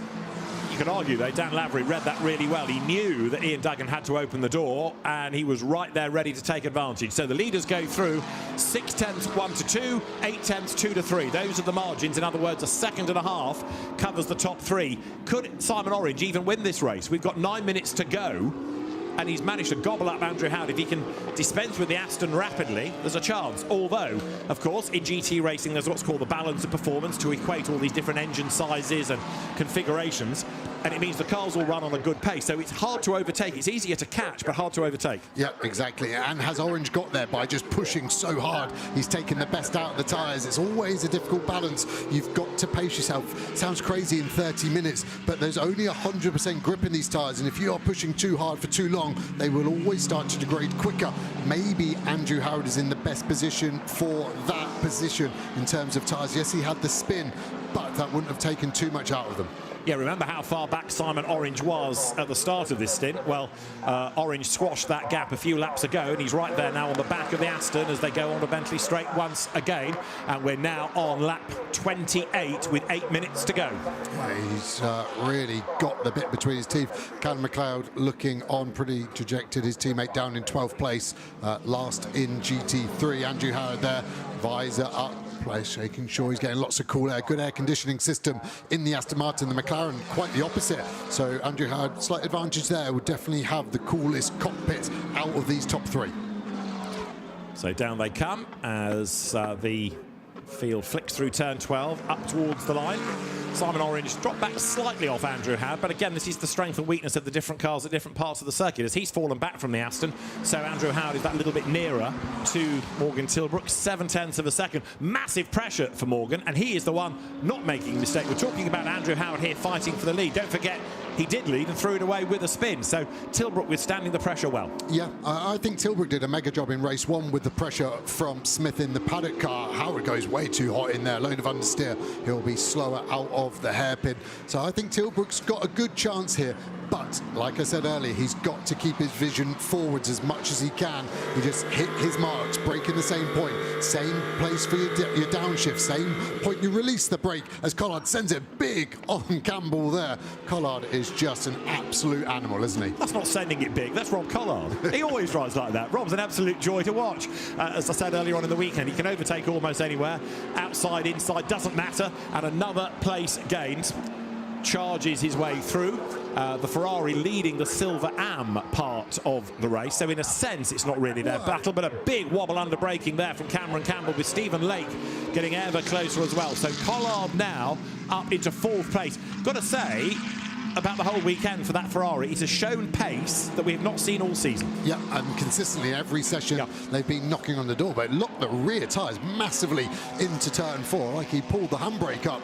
Hopefully that's not a problem. ABS settings can affect the locking to front to rear axle brake bias too, so maybe the teams on the telemetry can advise Campbell of a setting change there to make his life easier as our leaders come round into the final corner. 6 minutes remaining. Here they come then. Andrew Howard keeping an eye on the mirror to see where Simon Orange is, but both of them are running out of time and running out of laps in terms of making a move against somebody else ahead of them. So Andrew Howard is still chasing Tilbrook. Orange is chasing Howard. Just over half a second the lead gap. 8 tenths is the gap second to third. And still Morgan Tilbrook soaks up the pressure, sponge-like, in the lead as he heads towards the hairpin again. Yeah, I think they're going to squeeze 4 more laps out of this one, and that might help Simon Orange there if they can squeeze the juice out of it. But just think Andrew Howard just starting to overdrive. We see him going in deep to some of these corners. What he really needs to do is just try and match the pace of Tilbrook for a lap or two. Show Tilbrook that he can stay there without any ebb and flow, and that would just up the ante on the rear of the 77 McLaren. And the Aston closes again under braking. Simon Orange falls back just a little bit. There's more GT4 traffic up the road. John Hartshorn is going to be the next driver they need to negotiate. As you see the view from out the front of the Aston. Andrew Howard is your chauffeur. Ooh. And again, he snaps with oversteer, runs deep into the corner. The more he pushes, the less compliant this car looks, and Simon Orange will be closer. And the one that's going to hurt is the gap is now growing to a point where I think he will get compromised by the GT4 us, and that's where you make your own luck. I think Tilbrook will clear Hartshorn quite clearly in the brake zone under the bridge, but now Howard, because of that simple mistake, loses out, and that's where you make your own luck. Good job by Morgan Tilbrook. So now we're going to have a battle for second place, aren't we? Andrew Howard ahead of Simon Orange. It's going to matter this for Simon. He's not a dirty driver. I'm sure Andrew will find Orange cordial in this battle, but as he comes up towards Coram now, look, Tilbrook's checked out, and it's game on for second and third. Really is, isn't it? And Orange able to place the car in a much more precise location than Andrew, who seems to be struggling. We saw the same for his teammate Ross Gunn at the end of the stint. The tyres dropped away. That first bit of GT4 traffic has been very favourable to our race leader, hasn't it? They're going to get 2 more cars this time by as well, I think, of Ernie Graham and James Townsend, so it could flow back the other way. There they go, through turn 1. Morgan Tilbrook now 1.4 seconds to the good, 3 3/4 minutes to go. I was about to say maybe he's home and dry now, but then I looked at the traffic up the road and it could all change the other side of the hairpin, couldn't it? Really could. Howard's really struggling at turn 2, isn't it? As the corner he spun at. Tilbrook again, nice and decisive with the traffic, gets past the West Surrey Racing BMW, and again, that's one that hasn't lost him any time at all. Next one's James Townsend. It's easier when the GT4s aren't really fighting for much. Howard gets past, and Orange comes with him too. This is the view, looking out of the front of the Aston then, and again, different corner, different margin, different gap. It's totally elasticated, and now it's Tilbrook being slightly compromised by James Townsend, who now gets out of the way. He's not holding him up deliberately, it's just where you find the traffic. Yeah, exactly. Howard now needs to send it to the inside. It's his only chance. If he stays behind onto the back straight, the gap will grow. He does. He will lose time on exit, but that was the best he could have hoped for. You can see on the delta, who's at 2.7, it's now at 3.1, 4/10 of a second lost, just with one tiny bit of traffic. Now, where is Simon Orange in all of that? He is there, lurking under the rear wing of the Aston as Tilbrook leads the way. Sector 1, Howard 4/10 quicker than Tilbrook. Sector 2, Howard 1/10 quicker than Tilbrook, and he's dragging around the McLaren almost like it was a caravan hitched on the back of him because they've been so close. Howard doing the hard yards, and again he runs slightly wide, and look at the dust that's kicked up, and he's gone. He's way wide all over the grass. Andrew Howard toboggans his way down towards the pit straight. Now, was that just an error and going wide and losing traction, or was it something more sinister that's pitched him off? The car looks okay. It doesn't look lopsided on any corner. I think it was just running too deep, and another mistake has thrown the chances of a win away. But now, with 1 more lap to run at the end of this, Simon Orange is 1.8 seconds back from Morgan Tilbrook. This race is not over. On board now, so he just didn't get it to the inside. The grip is on the white line. Look at the rubber. That's where he's not. The dust gets kicked up, and then he is just a passenger. That is huge. It's honestly like the difference between ice and a normal road surface. He does well to slow it down over the bumps, doesn't gain an advantage. Nothing else will happen. He's now just got to bring that car home for the final podium position. Right, before we dwell on the lead battle once more, quick bit of admin. The number 9, Mark Smith, Martin Plowman, McLaren, we saw limping. They've officially retired the car. Gearbox failure is what they've put on their retirement form, we understand. Meanwhile, in GT4, life is an absolute dream for Josh Stanton. Look, he hasn't got anybody to play with at all. He's just been driving around for the best part of half an hour. He's been given this big gap by George Gamble. And over the timing line goes Josh Stanton. And George Gamble thinks, oh, this is all right. Talking to Adam Wilcox, Josh's driver coach, but himself a mainstay of British GT over the years, Adam. And the margin that Josh Stanton has got, I can't tell you yet, because nobody else in GT4 has crossed the line behind him. Yeah, it's going to be like 29 seconds, I think, to Lavery in that car. And yeah, Gamble very happy. Optimum will be happy, leading GT3 and GT4 as it stands. The race leaders are going to squeeze one more lap out of this. They're going to cross the line and get one more go, and potentially a couple of GT4 cars to boot. Right, the lead gap in GT4 is 28.2 seconds. That is how far up the road Josh Stanton is. He's very nearly in the next round of the championship as they get up towards the Wilson hairpin. Ian Duggan, in fairness, is doing a good job of staying with second place Dan Lavery. 1 lap to go in GT3. Morgan Tilbrook leads Simon Orange by 1.5 seconds. And last time Orange was the quicker of the two, but only by a couple of tenths, and that's not really enough. No, exactly. And 1.5 seconds is an eternity in motorsport. He just needs to hit his marks. No mistakes, no heroics. He will catch a couple of the GT4 cars. Like I said, I think he might get Hawkins and potentially Collins by the end of the lap. However, Morgan Tilbrook and Ben Barnicoat are going to spoil our different winner in every race run, aren't we? Because they'll be our first double winners in GT3 of the season, assuming that Morgan hangs on in there for one more lap. Goes a little bit deep into Agostini, mind.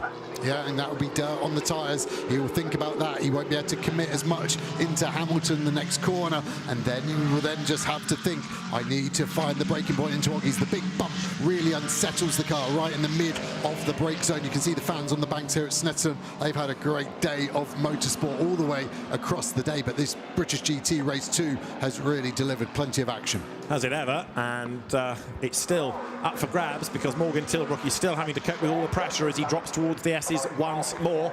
This lap 33. And another clean race. We haven't had to worry about safety cars in either of them, have we? So that is a credit to the driving standards. We did have some dramas early on in race 1, but both races have flowed, and that is always good to see. So, Morgan Tilbrook then, won at Alton Park with Ben Barnicoat, and it looks as though he's going to be a race winner at Snetterton as well. He will come now through Coram, gets on the dirty part of the racetrack. That's what the ooh was in the background. And he's got behind the Will Orton Aston. Simon Orange is closing, but then gets a little bit sideways. Checkered flag is at the ready. It's going to be a McLaren 1-2. It's going to be a win for Ben Barnicoat and Morgan Tilbrook, who brings the car across the line to win at Snetterton. The gap at the flag, 0.7 of a second. And it's going to be another McLaren win in GT4 because Josh Stanton and George Gamble are heading for victory as well. But Morgan Tilbrook, it is then victorious in the Optimum number 77 GT3 McLaren, and in GT4 this car has just annihilated the opposition in this race. Yeah, have been class, haven't they? They didn't lead for the first few laps. That was the Porsche of Bradshaw and Duggan, but since then they have been absolutely mega. Sean Goff, the boss at Optimum, will be hoping to keep this pairing together. Third different teammate for Stanton, who's going to bring the 59 car home with the easiest win of the GT4 season thus far. So delight at Optimum, whether it's GT3 or GT4, it doesn't really matter. It's just been a fabulous effort by all involved. The celebrations are going to go on long into the night, I think, here. But Josh Stanton brings the car home. Josh, remember, in his first year of GT4 racing, so learning about a new team, learning about a new car, and also, let's not forget, having to learn about new co-drivers and forge that relationship, which is all part and parcel of winning in this. There's going to be a look at an incident involving Alex Martin and Stephen Lake after the race. Alex Martin got 6th and Stephen Lake fell to 10th place, so that would suggest some form of contact, would it not? Yeah, it would. And Martin, oh, there you go. There's a bit more evidence for your theory there, David. I would say Martin has run in the back of Lake. Let's have a look. Dives to the inside at turn 4. Yeah, just not alongside enough. There was a gap left there, so I can see why he tried to fit it. But I think that will be a 30-second penalty given to our championship leading 78 cars we came into this race weekend. That's another Lake running dry right at the very end. Stephen Lake limping the car to the pit lane, but he wants to take the flag on the track. Look how much dust there is offline. I know we've been saying this all weekend, but even now, at the end of the weekend, this is the last lap of the weekend as the cars come to the pit lane. No more racing after this. It is still as dusty as it was yesterday morning. Yeah, and the marshals have been out there sweeping as well, so it's not through a lack of effort from anyone's part, but yeah, the east of England has had a pretty dry few months, and Snetterton proving it. And the cars head for the pit lane. Fans are heading for home. Some will go to the pit lane and the paddock, I'm sure, for the podium ceremony, which we'll get to in due course. We'll hear from some of our winning drivers, though, first. But, yeah, what a day. A strange day. I'm thinking particularly about the changing fortunes of our Race 1 winning Ginetta and also McLaren. Let's have a look, then, at the different category winners. GT3 overall and Pro-Am, Ben Barnicoat and Morgan Tilbrook. Silver Am to Josh Buchan and Cameron Campbell. Good effort. GT4 won by George Gamble, I should say, rather, and Josh Stanton. They win the silver section as well, and Pro-Am to Dan Lavery and Darren Turner. So, Ben Barnicoat and Morgan Tilbrook win by 0.7 of a second from Marcus Klassen and Simon Orange. Ross Gunn and Andrew Howard third after 2 dramas. Rob Collard and Hugo Cook, really good performance that to fight up from penultimate in the GT3 grid to 4th ahead of Cameron Campbell and Josh Buchan in the quicker than ever Ferrari. Jared Weberski and Alex Martin over the line 6th, but you've got to say that's a bit provisional. GT4, Gamble and Stanton ahead of Turner and Lavery, Ian Duggan and Tom Bradshaw coming home third. And we lost, of course, the Mark Smith, Martin Plowman, McLaren with its gearbox problem, and it was engine, the fear of the demise of Tom Holland and Hadley Simpson's Ginetta, having won the earlier race. Didn't survive very long in race 2. Ben Barnicoat there, BRDC shield on his top, talking to co-driver Morgan Tilbrook. 2 very happy drivers indeed. Morgan no doubt benefiting from Ben Barnicoat's ability and coaching, and Morgan is a quick bronze anyway, but he's getting quicker all the time. Right, 2 delighted race winners. The good news is they're the winners. The bad news, Bryn, is they've ruined our record of a different winner every time out. I can't believe it. It's just, I mean, it's just outrageous. So both of you have ruined the record of having a different race winner every time out here by taking your 2nd win of the season. For yourself, though, Morgan, this gets the championship back on track, which is really what you wanted, I'm sure, a little bit earlier on today. Yeah, do you know what? I really struggled in the first race. I made a few setup changes. We were too stiff, I think, for me. Not for Ben in the first race. That really helped in the second race. And then for me, then it was about managing pace. You know, I didn't need to push too hard. I just need to keep that gap from Howard. These guys were already going harder, harder. I'm like, as long as I can keep managing it. And but yeah, I'm knackered. No cooling in the car either. Thanks to our mechanic. That's the first failure we've had in a long time, mate. No cooling didn't help because it's humid. It's so humid today. I know you weren't feeling very well as well, so it's the first time you've really mentioned this one as well, but you were pretty rough through the night. Yeah, I wasn't bad, but yeah, I had a bit sick last night, and but I got some sleep, so I didn't feel too bad. But yeah, I'm just happy to get the results done. I'm actually happy to get home now because yeah, I'm just relieved. This man's a legend. That start was incredible. Like, we actually went back and watched the last 7 starts in British GT in all pro races. No one had ever gone from 3rd to 2nd. But he went, I'm going to do it. Well, you know what? It's you lay the gauntlet down, and there you go. Ben, what a great performance. But it seems to be, it's been a tough weekend, really, for the team. But you've come away with a really, really good points haul. Yeah, I mean, you say a tough weekend. Obviously, race 1, Mark was on pole, Morgan P2 in qualifying. They won race 1, and we've won race 2. So obviously, fantastic weekend for the team. Obviously, we finished 3rd in race 1, got the penalty, dropped us back to 4th. But, you know, it kind of worked out there because it ended up giving us the win.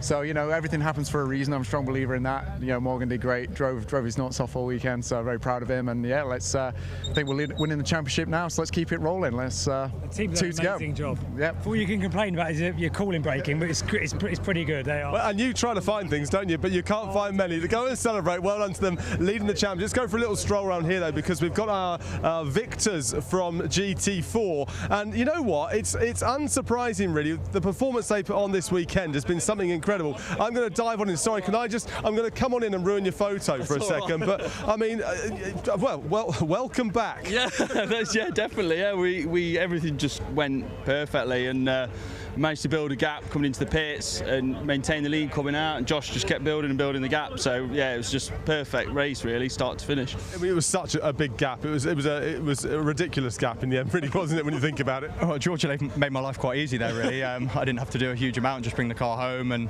the car's got great inherent pace in it. The boys and girls at Optimum have done a fantastic job. So yeah, it was not too much on my side, really. It was George and the team that did the hard work on that one. It was brilliant. A little blip for you. You know, finished the race, didn't get a podium last time out, but you've now changed it for the second race here today. Go and celebrate. Well done. Yeah, thanks a lot. Cheers. Thanks, guys.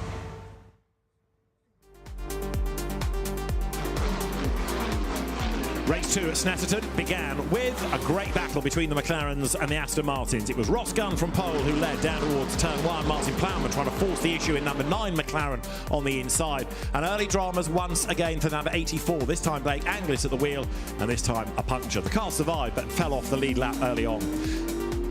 George Gamble moved through into the lead of GT4 at the expense of Tom Bradshaw as the race 1 that GT4 winning Ginetta of Tom Holland expired with engine dramas very early in the stint. Gunn led into the pit lane, chased by Ben Barnicoat. Andrew Howard would take over the Aston Martin, Morgan Tilbrook would take over the McLaren, but on his outlap, Andrew Howard had this drama at the hairpin. That put Morgan Tilbrook into the lead, and then there were dramas also for Kevin Say. He had a spin in the same place, and through came Simon Orange. Orange hunted down the second-placed car of Andrew Howard. And in GT4, there was more drama as Ian Duggan and Dan Lavery overlapped. Rob Collard, meanwhile, was making good progress, and he dive-bombed the Cameron Campbell Ferrari to gain another place. Then Andrew Howard had this drama. That cost him second place, and it enabled Simon Orange to take second and set off in pursuit of Morgan Tilbrook, as on the last lap, Alex Martin had a go at Stephen Lake. Contact, damage, and that is currently being investigated by race officials. Morgan Tilbrook and Ben Barnicoat taking a second win of the season, and with it, the championship lead. While in GT4, honours for the same McLaren stable, Optimum Motorsport, Josh Stanton and George Gamble taking their first victory together after a really dominant performance. The podium awaits drivers from GT3, GT4, and then the respective subclasses, Pro-Am, Silver-Am and Silver, all being rounded up, ready to make their way onto the steps. The trophies are there, and Lauren Granville, the championship manager, and her team getting everybody in the right place. But some hard luck stories as ever, some impressive drives as ever. Got to feel a bit for poor old Andrew Howard. Yeah, I feel that sentiment too as he trudges up. Ross Gunn waves to the crowd, and Howard pretending to be happy. 2 mistakes, lost 2 places, didn't it? What could have been, pace was there for Andrew, and at least he's already looking at the funny side of it. And in Ross Gunn's situation, you know, he did everything he could. He led his stint, he fended off Ben Barnicoat, all out of his hands, but, you know, you can't really grumble at your am, can you? Simon Orange and Marcus Clatton, yet again on the podium. They're having a really effective season, aren't they? What's that, a 3rd podium of the year? And as we've said it repeatedly, Simon Orange gets faster and faster almost every time we see him. Yeah, he really does. And he's got a good level of aggression as well, so he races as well as he pumps in the lap times. But for the top step is that man, Morgan Tilbrook, along with Ben Barnicoat behind him. They make their way up the steps to the P1 of the podium. It's their 2nd victory of the season. They are our only double winners in GT3. 2 rounds to go, remember. The races at Donington and at Brands Hatch to round out the season. But for now, the celebrations underway for race winners Morgan Tilbrook and Ben Barnicoat. And having said early on in the weekend that it was looking very good for McLarens, that was also sort of rewritten history, because traditionally they don't fly around here. No, they really don't. The McLaren Evo now, obviously a bit more front-end grip, seems to be suiting Snetterton. It just didn't seem like a weekend that Mercedes or Lamborghini really got the best out of it, especially for that 2-season Mercedes. So there you have the winning car in super slow-mo rattling over the curb down at the S's. A good effort by Morgan Tilbrook and Ben Barnicoat. A 2nd win of the season, a championship lead as well.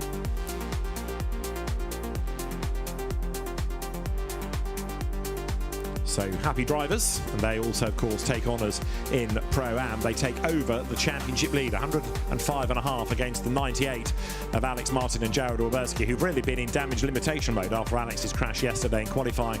Simon Orange and Marcus Clatton are now 9 points back in 3rd, ahead of Rob Collard and Hugo Cook, who aren't out of contention, are they, despite not scoring at Silverstone back at the start of the year.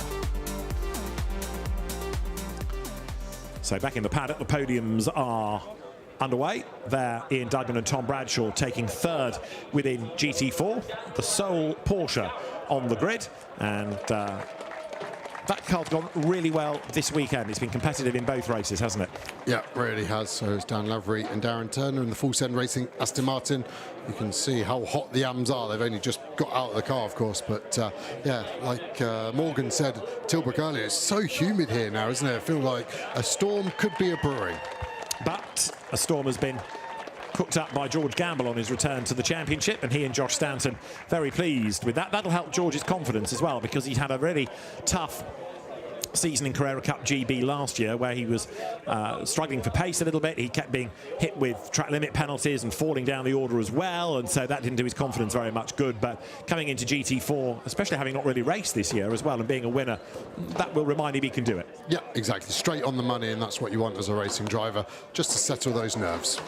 Champagne is sprayed by the top 3 in GT4, and Josh Stanton and George Gamble also winning the silver aspect of that category as well. So more champagne is brought forward, more trophies are being prepared, ready for our next podium.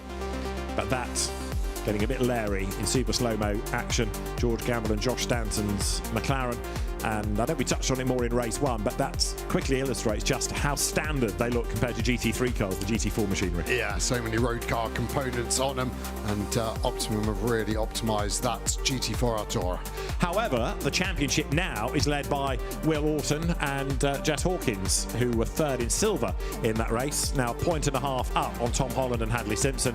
Jack Collins and Brandon Templeton, they're still in touch as well. Another solid scoring day at Snetterton for them. Dan Lavery and Darren Turner come next, ahead of Josh Stanton. Meanwhile, there you've got Charles Clark and Jonathan Beeson, Jared Waberski and Alex Martin on the silver AM podium. They're going to be joined by Josh Buchan and by Cameron Campbell in a moment. The Ferrari drivers taking class honours. The Antipodeans, who do a huge amount of miles to come and race in British GT. Josh Buchan making a name for himself in GT cars, having been a gun in touring cars hitherto. And there, the silver AM podium with the Ferrari drivers as the top drivers in the category. So they have champagne, although Jared Waberski's not for playing. I think he's had a rather tougher weekend than he anticipated. Yeah, and they came here championship leaders, didn't they? And not comfortably, but they looked dominant, and it has just gone away from them. Not been an easy weekend for Alex Martin. And even the champagne didn't fizz for him, I don't think. So that rather summed up the weekend. It just didn't fizz. So in silver AM, Cameron Campbell, Josh Buchan are your winners. We have said it before, but it's worth reiterating the point. That Ferrari has looked more competitive this weekend than we have seen all season, and that is encouraging. Yeah, with 2 rounds to go, suddenly the form gets quite interesting as crunch point gets closer. So in the Silver AM Championship, Alex Martin and Jared Waberski are ahead still of Jonathan Beeson and Charles Clark. Mark Warren and Jack Brown, who've had a topsy-turvy kind of a day, are 3rd ahead of Aaron Walker. Then Cameron Campbell and Josh Buchan with Ian Logie rounding out that top 6. So there are Will Orton and Jess Hawkins. They are on the GT4 silver podium for 3rd. For 2nd place, making their way to the podium, are Jack Collins and Brandon Templeton, who switched into GT racing last season out of single-seaters. But the top of the silver GT4 podium is going to be, again, Josh Stanton and George Gamble. They step forward. George all smiles. With good character is George, and Josh Stanton, somebody else that gets faster and faster all the time, courtesy of Adam Wilcox's tutelage. And there, the trophies presented, and differing levels of smile as well. Jack Collins and Brandon Templeton there for that 2nd place.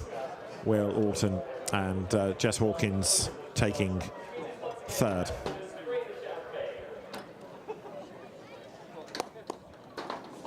So Josh and George have had a bit of practice at this, but a great way to round out the weekend. And George Gamble's confidence has taken a huge, huge boost, hasn't it? It really has. And interesting to see where they go for the rest of the season, because Gamble's come in and really picked the pace up of that car, and they're going to do that every round. The compensation time wouldn't even be enough to stop them.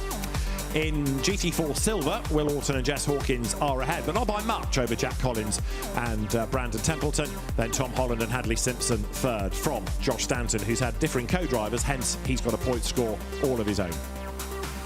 Tough weekend for Revy Lake and Blake Anglis as well, but they are 5th in GT4 Silver. And there for the GT4 Pro-Am podium, James Townsend and Joe Wheeler make their way onto the podium. Second will be Tom Bradshaw and Ian Duggan, and the category winners, you can see Darren Turner there, along with Dan Lavery. They will be for the top step of the GT4 Pro-Am podium, and some good racing we've had in the subclasses as well. Yeah, clean as well today, like you said earlier, David. Not a single safety car intervention. Maybe close at times, but I feel the quality of the racing has been very high across both races. And this is one of the stars of the season, Dan Lavery, another win, a class win rather than a category win, but who cares? It's a trophy and it's another top step visit, along with Darren Turner. Dan Lavery taking honours then in Pro-Am. So fascinating day of racing, these two 1-hour races, the final sprint race format, because we go to 2-hour races at Donington in 3 weeks' time, and then Brands Hatch to determine a championship. And it's been a fascinating day of action. Quickly to look at what's going on in Pro-Am. Dan and Darren are ahead, so Dan Lavery, Darren Turner, the category leaders from the non-starting Luke Shaw and Jack Mitchell, Ian Duggan and Tom Bradshaw in third. We'll reconvene in 3 weeks' time at Donington as the British GT Championship continues. A great season of racing.